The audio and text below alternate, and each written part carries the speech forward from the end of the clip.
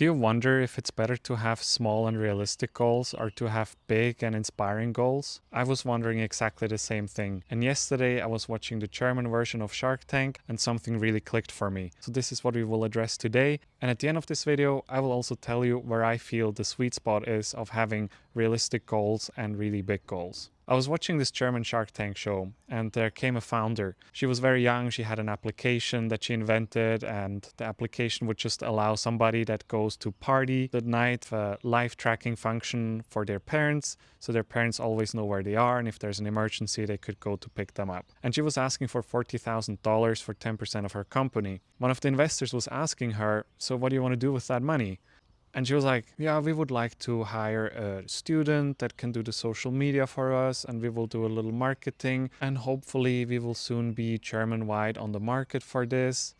And the investor stopped her and he said, why are you thinking so small?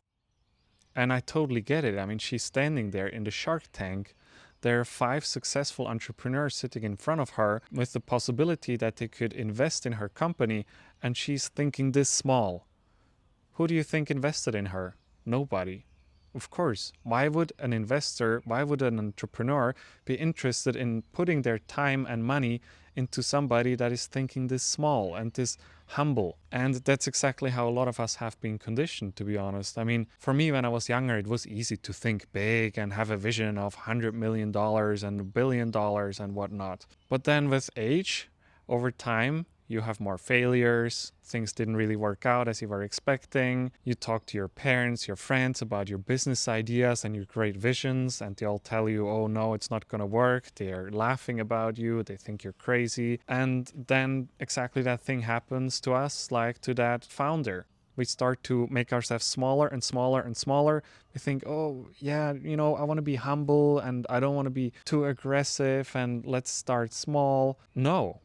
I saw a video of Steve Harvey and he was telling people that they should get a piece of paper and a pen and they should write down 300 things that they want in their life. Whether that be the amount of money they want to have in their bank accounts or the amount of cars they have, what kind of cars, how many houses. And he said, really make a list of 300 things and then read it every day and God will provide it for you. That's a completely different perspective. He could have also said, oh, I just want to provide for my family, I'll open a bakery, maybe 2 when I'm successful, and I aim for having about $10,000 a month so I can easily pay for rent and for all my family's expenses. But he didn't do that. He decided that he will dream big, and even though he grew up in poverty, he was putting things on his list like having these many supercars and living in this kind of mansion, having that kind of money on his bank account, and it actually became his reality. And here's the important part. For the universe, for God, it doesn't matter whether you have a small goal or a big goal. For the universe, it's all the same.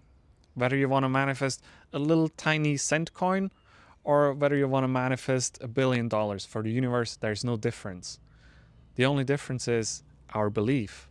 And when we have the limited belief that we think, no, we can't reach that, and this is something unattainable for us, then this will be our reality. But if we do something like Steve Harvey said, we have this list and we keep reading it every day over and over again, we start to feel like that possibility has already happened. That allows us to step into the energy of our future and we can draw it to us. Petra and me, we're doing this YouTube already for a year now, and we have been consistently uploading. We have over 250 videos, and still we get less than 100 views per video. And what we did with time was we just lowered our expectations, and we thought, okay, it would be really cool if we one day would be able to make $1,000 in 1 month from this YouTube channel. And we continuously lower our expectations and lower our goals. But what we do is we limit also the possibility, the room of the universe to surprise us. And if I have a small goal, universe will lead me there and will give me those small steps and maybe that small little guide,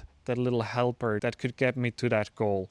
But if I have a really big dream, then universe can give you things like that one book that completely changes the rest of your life, that will make your business from a $50,000 a year business to $1 billion a year business. Universe needs this in order to provide it for you. You need to allow yourself to have these big goals. But you might say, all right, okay, I can just have those big goals. Then I want to have $10 billion in my bank accounts and I want to have 200 cars. This is great, but it also feels very intimidating, right? Like reaching that goal is like, oh, is it really possible? And how many lifetimes would I need for that? And I believe there's a good balance that we can have of being realistic, but at the same time also dreaming big. They say if you want to reach the moon, shoot for the stars. And that's what I feel is really important that we have like a big vision, something that we work towards, something that is always in our mind. And on the way, we have those small goals, we have those steps that we take, little milestones, because then when we reach them, we can also celebrate them. When we started this YouTube channel, for us, the biggest dream was to monetize it. And we were able to do that in 3 months. But then what?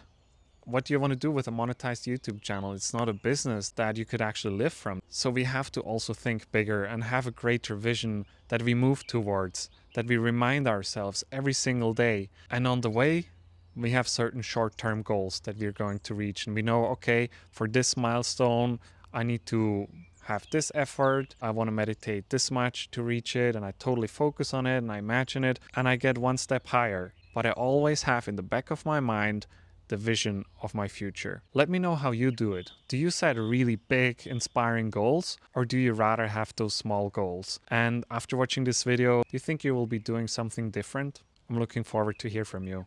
And make sure to watch this video here next.